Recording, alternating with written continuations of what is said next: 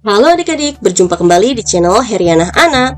Bagi adik-adik yang membutuhkan latihan soal-soal untuk materi cermin datar, cermin cekung, dan juga cermin cembung, bisa dilihat di video ini. Simak sampai tuntas ya, dan jangan lupa like, komen, dan subscribe-nya. Terima kasih. Untuk soal nomor 1, dua buah cermin datar disusun membentuk sudut sebesar 45 derajat. Sebuah lilin diletakkan di antara kedua cermin tersebut. Banyaknya bayangan lilin yang terbentuk pada cermin datar tersebut adalah... Nah adik-adik, ini konsepnya berkaitan dengan dua buah cermin datar yang membentuk sudut tertentu. Nah, sudutnya adalah 45 derajat. Untuk mencari berapa banyaknya bayangan, maka kita menggunakan persamaan. N sama dengan 360 derajat dibagi alfa dikurangi 1. Nah, alfanya yang ini ya, yaitu 45 derajat. Jadi, 360 derajat dibagi 45 derajat dikurangi 1 sama dengan 360 dibagi 45 adalah 8. 8 dikurangi 1, jadi jawabannya 7. Nah, ini ketemu jawabannya 7 bayangan. Soal nomor 2. Sudut yang dibentuk antara sinar datang dan sinar pantul sebesar 120 derajat. Berdasarkan hukum pemantulan cahaya, maka sudut datang yang terbentuk sebesar... Nah, adik-adik, berkaitan dengan hukum pemantulan cahaya menyatakan bahwa sinar datang, garis normal, dan sinar pantul terletak pada satu bidang datar. Sudut datang sama dengan sudut pantul. Nah, kalau digambarkan seperti ini ya, sudut datang di sini akan sama dengan sudut pantul. Kita lihat lagi ya ke soalnya. Sudut yang dibentuk antara sinar datang dan sinar pantul sebesar 120 derajat. Berarti kalau digambarkan seperti ini. Ini ada sinar datang dan ini adalah sinar pantul. Nah, sudut yang dibentuk antara sinar datang dan sinar pantul berarti secara keseluruhan sebesar 120 derajat. Bukan di salah satu ya, jadi 120 derajat itu dari sini sampai sini. Nah, yang ditanya adalah sudut datangnya, berarti hanya yang sebelah sini saja ya. Karena sudut datang harus sama dengan sudut pantul, maka dua-duanya bernilai 60 derajat. Sudut datang 60 derajat, sudut pantul juga 60 derajat. Jadi jawabannya yang B. Lanjut ke soal nomor 3. Seseorang dengan tinggi 150 cm berdiri di depan cermin datar. Agar orang tersebut dapat melihat seluruh bayangannya, minimal diperlukan cermin yang panjangnya berapa sentimeter. Nah, untuk menghitung berapa tinggi cermin minimal atau H minimal pada cermin, maka caranya adalah tinggal mengalihkan antara setengah dikali dengan tinggi bendanya atau H benda. Nah, tinggi bendanya adalah tinggi orang ini ya, sebesar 150 cm. Jadi, setengah dikali 150 cm, jawabannya adalah 75 cm. Nah, jawabannya yang A, dibutuhkan cermin minimal 75 cm. Lanjut ke soal nomor 4. Perhatikan gambar benda yang diletakkan di depan cermin cekung. Jarak bayangan yang terbentuk sesuai gambar adalah... Nah, adik-adik, yang ditanya adalah jarak bayangan atau dilambangkan dengan SI. Nah, yang diketahui di sini adalah ada F atau titik fokus sebesar 6 cm. Kemudian yang 9 cm ini adalah jarak bendanya atau dilambangkan SO. Sedangkan yang 4 cm ini adalah tinggi bendanya atau dilambangkan HO. Nah, untuk mengukur jarak bayangan, maka menggunakan persamaan 1/SI sama dengan 1/F dikurangi 1/SO. Nah, untuk yang tinggi tidak mempengaruhi ya. Kita selesaikan yuk. Sama dengan 1 per fokusnya adalah 6 cm dikurangi 1/SO atau jarak bendanya adalah 9 cm. Nah, sekarang kita cari angka yang bisa dibagi 6 dan yang bisa dibagi 9. Tapi ingat, angkanya tidak boleh lebih kecil dari kedua angka ini ya. Nah, angka berapa yang dipakai? Ya, betul. Angka yang dipakai adalah 18. Sekarang 18 dibagi 6 adalah 3 dikurangi 18 dibagi 9 adalah 2. Jadi 3 diambil 2 adalah 1/18. Nah, 1/18 ini masih bernilai 1/SI. Yang kita butuhkan hanyalah SI-nya saja. Caranya tinggal kita balik. Jadi SI per 1 sama dengan 18/1. SI dibagi 1 tetap SI sama dengan 18 dibagi 1 juga 18. Nah, jadi jawabannya jarak bayangannya adalah 18 cm yang B. Lanjut ke soal nomor 5. Benda setinggi 3 cm diletakkan pada jarak 10 cm di depan cermin cekung yang berjari-jari kelengkungan 10 cm. Sifat bayangan benda adalah, nah, di sini untuk menentukan sifat, terlebih dahulu kita harus mengetahui di mana sih letak benda berada. Nah, kalau digambarkan nanti seperti ini. Ini adalah cermin cekungnya, kemudian ini adalah titik fokus, dan yang sebelah sini adalah jari-jari kelengkungannya. Kita lambangkan R ya. Nah, di sini bendanya diletakkan pada jarak 10 cm di depan cermin cekung yang berjari-jari kelengkungan 10 cm. Nah, jari-jari kelengkungan itu yang R ya. R-nya adalah 10 cm. Berarti fokusnya adalah 5 cm. Karena fokus adalah setengah dari R. Ternyata bendanya juga disimpan di jarak 10 cm. Berarti ada benda yang disimpan tepat di titik R ya, atau di jari-jari kelengkungannya. Nah, sifat bayangan jika bendanya terletak tepat di R atau di jari-jari kelengkungan, maka memiliki tinggi yang sama besar dengan bendanya. Jadi, untuk sifat bayangannya akan sama besar dengan bendanya. Karena bendanya setinggi 3 cm, maka bayangannya juga akan setinggi 3 cm juga. Nah, kemungkinan ada 2 ya. Kemudian, selain sifat bayangannya sama besar, juga sifat bayangannya adalah nyata dan terbalik. Jadi, jawabannya yang A.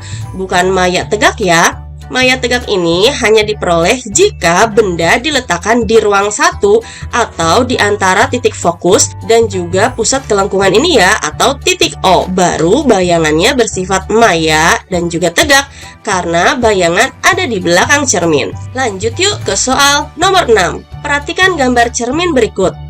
Perbesaran bayangan yang dihasilkan adalah, nah, untuk mencari perbesaran terlebih dahulu kita harus menentukan berapa jarak bayangannya. Di soal ini diketahui ada gambar benda yang diletakkan pada jarak atau SO-nya sama dengan 12 cm. Kemudian ada titik fokusnya sebesar 4 cm.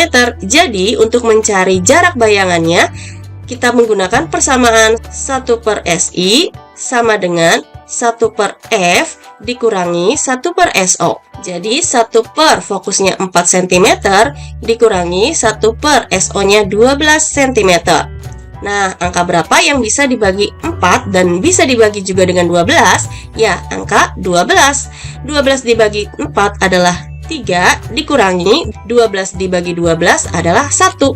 3 diambil 1 adalah 2/12. Nah, 2/12 masih nilai 1/SI. Yang kita butuhkan hanya nilai SI-nya ya.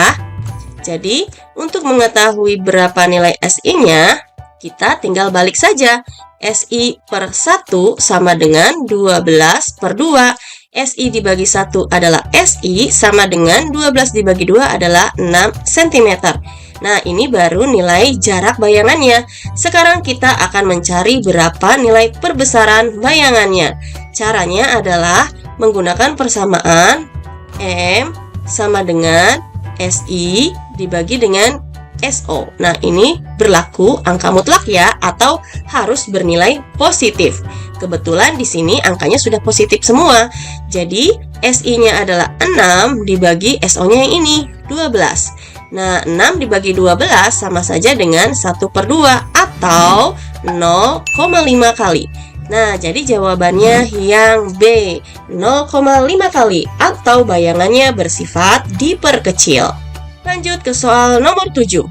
Masih dengan cermin cekung ya. Benda terletak di depan cermin cekung seperti gambar. Terbentuk bayangan maya pada jarak 24 cm dari cermin. Jika benda digeser menjauhi cermin sejauh 15 cm, bayangan baru yang terbentuk bersifat. Nah, adik-adik, sebelum kita menentukan sifat bayangan setelah digeser, kita harus mencari terlebih dahulu berapa titik fokusnya ya. Karena di soal ini yang baru diketahui adalah ada benda di sini dengan jarak 12 cm, berarti ini adalah SO. Kemudian terbentuk bayangan maya pada jarak 24 cm, ini adalah SI. Nah, ingat kan kalau bayangan bersifat maya berarti terletak di belakang cermin. Nah, karena terletak di belakang cermin, maka angka SI-nya ini harus bernilai negatif. Jadi, SI-nya sama saja min 24 cm. Lambang min ini menandakan bayangannya ada di belakang ya, atau bersifat maya. Sekarang kita mau mencari berapa titik fokusnya terlebih dahulu dengan menggunakan persamaan 1/F sama dengan 1/SO ditambah 1/SI. SO-nya 12 cm ditambah 1/SI-nya min 24. Nah, cari angka yang bisa dibagi 12 dan juga min 24. Ya, angkanya 24 saja ya.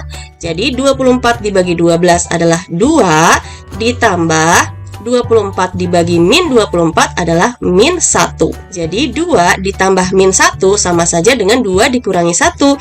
Jawabannya adalah 1/24. Nah, 1/24 masih nilai 1/F. Untuk mencari F sama seperti soal sebelumnya ya, tinggal dibalik saja. Jadi F/1 sama dengan 24/1. Jadi F-nya sama dengan 24 cm. Nah, setelah kita mengetahui fokusnya 24 cm, sedangkan bendanya ada di 12 cm, jadi kurang lebih fokusnya ada di sini ya. Ini anggap fokusnya senilai 24 cm. Nah, selanjutnya bendanya digeser menjauhi cermin sejauh 15 cm. Awalnya benda terletak di jarak 12 cm, kemudian digeser menjauhi cermin 15 cm. Sekarang jarak benda setelah digeser menjadi 12 cm di awal, kemudian digeser sejauh 15 cm. Jadi 12 ditambah 15 adalah 27 cm. Berarti yang awalnya bendanya ada di ruang 1, sekarang bergeser menjadi di ruang 2. Kenapa di ruang 2? Karena fokusnya kan 24 cm. Nah, untuk jari-jarinya berarti 2 kali lipatnya dari fokus. Kalau fokusnya 24, berarti jari-jari kelengkungannya adalah 48 cm. Nah, bendanya sekarang ada di 27 cm, berarti kurang lebih bendanya ada di sekitar sini ya. Nah, lihat, benda ini terletak di ruang 2. Kalau benda terletak di ruang 2, maka sesuai dengan aturan 5, maka bayangannya ada di ruang 3 kan? Ingat aturan 5 adik-adik? Nah, aturan 5 seperti ini. Nomor ruang benda ditambah nomor ruang bayangan, jumlahnya harus sama dengan 5. Nah, karena bendanya ada di ruang 2, maka bayangan ada di ruang berapa? Supaya totalnya menjadi 5. Nah, bayangannya pasti di ruang 3 kan adik-adik? Bayangannya ada di ruang 3, berarti bayangannya ada di sini ya. Nah, kalau di sebelah sini masih terletak di depan cermin, maka kalau sifatnya di depan cermin, jadi sifat bayangannya adalah nyata dan juga terbalik. Selanjutnya, karena nomor ruang bayangan lebih besar dibandingkan nomor ruang benda, maka sifatnya menjadi diperbesar. Nah, jadi jawabannya nyata, terbalik, diperbesar, yang D. Untuk mempermudah, adik-adik bisa melihat aturan 5 seperti ini ya. Lanjut ke soal nomor 8. Sebuah lilin setinggi 3 cm diletakkan sejauh 10 cm di depan cermin cembung yang mempunyai jarak fokus sebesar 15 cm. Letak bayangan yang dihasilkan adalah... Nah, untuk soal nomor 8 ini berkaitan dengan cermin cembung. Apa sih yang membedakan antara cermin cekung dengan cermin cembung? Yang membedakannya terletak di titik fokusnya ya. Untuk cermin cembung, titik fokusnya bernilai negatif. Kenapa? Karena fokusnya berada di belakang cermin. Nah, soal ini yang ditanya adalah letak bayangan. Jadi, rumusnya masih sama. Hanya saja fokusnya harus bernilai negatif ya. 1/SI sama dengan 1/F dikurangi 1/SO. Nah, ingat fokusnya harus bernilai negatif ya. Di sini jarak fokusnya 15 cm. Karena kita menggunakan persamaan cermin cembung, maka harus ada lambang negatifnya.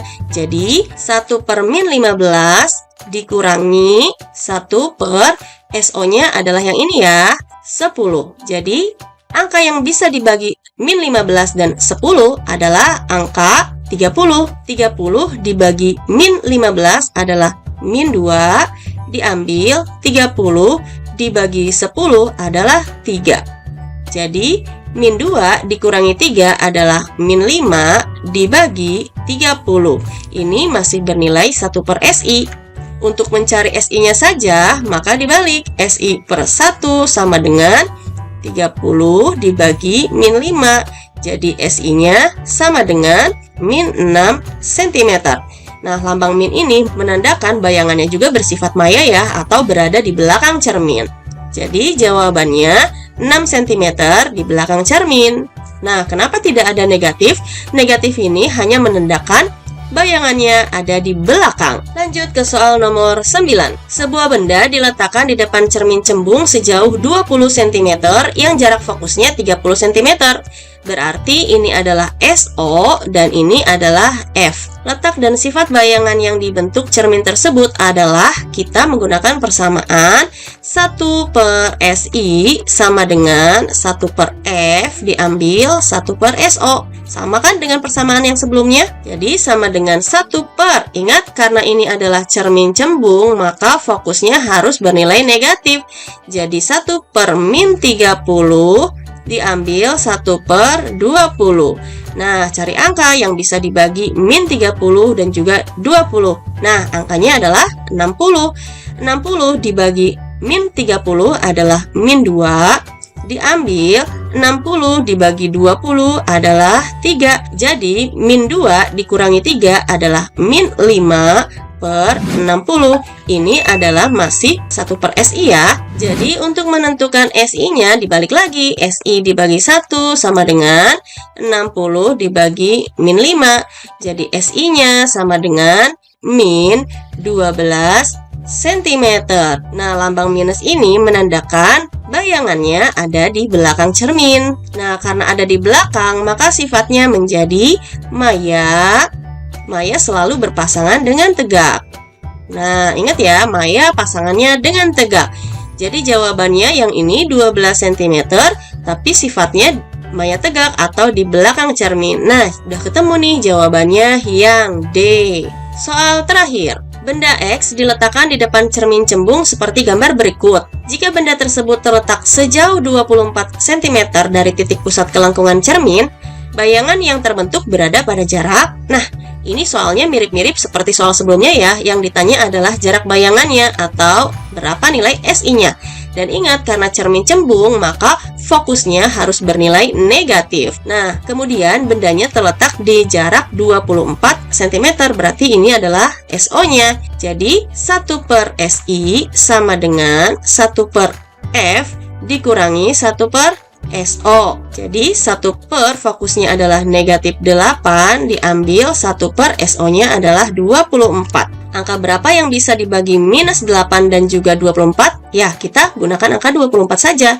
24 dibagi min 8 adalah min 3 diambil 24 dibagi 24 adalah 1. Jadi min 3 diambil 1 adalah min 4 dibagi 24. Nah, ini adalah masih bernilai 1 per SI.